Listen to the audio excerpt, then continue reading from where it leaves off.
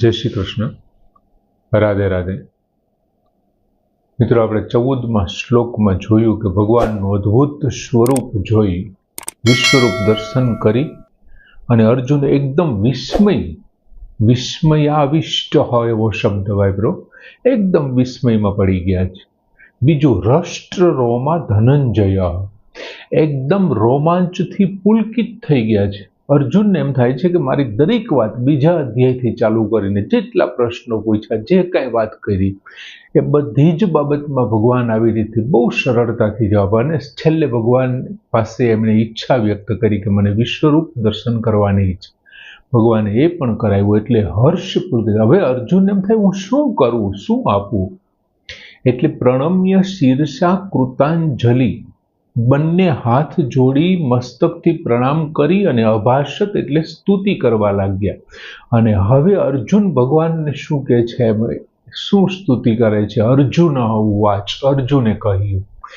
15મા શ્લોકની શરૂઆત અર્જુન ઉવાચ, અર્જુન કહે છે કે પશ્યામી દેવા તવ દેવ દેહે, પશ્યામી દેવા તવ દેવ દેહે સર્વાહા અથવા સર્વાન તથા ભૂત વિશેષ સંગાન બ્રહ્માણમ ઈશમ કમલાસનસ્થમ ઋષિમ ચ સર્વાન ઉર્ગાન ચ દિવ્યાન. હવે અર્જુને કહ્યું, અર્જુન શું કહે છે કે દેવ એટલે હે દેવ.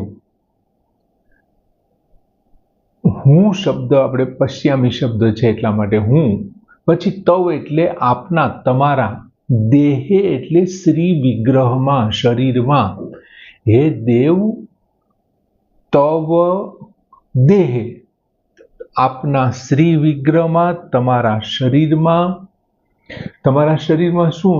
તો કે સર્વાન દેવાન, સર્વાન એટલે સઘળા, દેવાન એટલે દેવોને, તથા એટલે તથા, ભૂત વિશેષ સંગાન, ભૂત વિશેષ સંગાન, અનેક ચરાચર પ્રાણીઓના સમૂહોને. અર્જુન વાત કરે છે કે હે દેવ, આપના શ્રી વિગ્રહમાં અથવા તો આપના શરીરમાં દેવાન, બધા દેવોને, સર્વ દેવોને, તથા ભૂત વિશેષજ્ઞ વિશેષ સંગાન, અનેક ચરાચર પ્રાણીઓના સમૂહોને. પછી કમલાસન, કમલ આસનસ્થ બ્રહ્માણમ ઈશમ, કમલાસ્થનસ, કમળના આસન પર બિરાજેલા બ્રહ્માણમ, બ્રહ્માને, ઈશમ, મહાદેવને અથવા મહેશ્વરને. પછી સર્વાન ઉર્ગાન, સર્વાન ઋષિ ચ ઉર્ગાન દિવ્યાન, સર્વાન ઋષિન, સર્વાન એટલે સમસ્ત, ઋષિ એટલે ઋષિઓને, સમસ્ત ઋષિઓને, ચ અને દિવ્યાન ઉર્ગાન, દિવ્ય સર્પોને, પશ્યામી એટલે જોઉં છું. અર્જુન આ પ્રમાણે કહે છે. કેટલા વ્યક્તિ ભગવાનના શ્રી વિગ્રહમાં, શરીરની અંદર એમણે શું જોયું? તો એક તો બધા જ દેવો, 33 પ્રકારના જે દેવો છે, દેવતાઓ છે, એમને, બધા દેવોને છે. બીજું, આખા સમગ્ર જગતની જે ચર અને અચર, જળ અને ચેતન સૃષ્ટિ છે, એ પ્રાણીઓના સમૂહને જોયા, એકને, બીજભૂત તત્વને, આખા સમૂહને જોયા. પછી કમળ ઉપર, કમળના આસન ઉપર બિરાજેલા બ્રહ્માને જોયા. પછી ઈશમ એટલે બ્રહ્માને જોયા. પછી મહાદેવને જોયા. ત્યાર પછી તો કે ઋષિમ સર્વાન, પૃથ્વી ઉપરના બધા ઋષિઓને જોયા. અને દિવ્યાન ઉર્ગાન, અને દિવ્ય સર્પોને જોવે છે. હવે અહીં પ્રથમ પંક્તિમાં અર્જુન એવી વાત કરે છે કે અર્જુનને જે દિવ્ય દ્રષ્ટિ મળી, આ દિવ્ય દ્રષ્ટિ એટલી બધી વિલક્ષણ છે કે અર્જુનને હવે બીજું કંઈ છે જ નહીં, જો બાકીનું બધું એમને પૂરું થઈ ગયું. એમને જે જોવું હતું, જે રૂપના એને દર્શન કરવા હતા, એ રૂપ એમની સામે. જેવી ભગવાને અર્જુનના ચર્મચક્ષુમાં દિવ્ય દ્રષ્ટિનો પ્રવેશ કરાવ્યો, એ તાકાતનો પ્રવેશ કરાવ્યો, અને એ જ સાથે અર્જુનને દેખાવાનું ચાલુ થયું. અને અર્જુને પરબારું જ એ વિલક્ષણ દિવ્ય દ્રષ્ટિથી શું જોયું? તો કે ભગવાનના શ્રી વિગ્રહની અંદર, શરીરની અંદર દરેક પ્રકારના દેવોને તે જુએ છે. એમાં રુદ્રો આવી ગયા, વસુઓ આવી ગયા, અશ્વિની કુમારો આવી ગયા, બધા આવી ગયા. દરેક પ્રકારના દેવોના સમૂહને તે જુએ છે, એ બધા દેખાય છે. એટલું જ નહીં, એમની સાથે સાથે એમને ત્રણેય લોક, અને એ ત્રણેય લોકના સર્જક, ત્રણેય લોક એટલે ક્યાં ક્યાં? તો કે આ પૃથ્વી છે, પછી પાતાળ છે, અને દ્યુલોક એટલે કે સ્વર્ગલોક છે. આ ત્રણેય લોક એટલે કે ત્રણ લોક અને તેમના જે સર્જક છે. પૃથ્વી જેમણે બનાવી છે તે બ્રહ્માજી છે.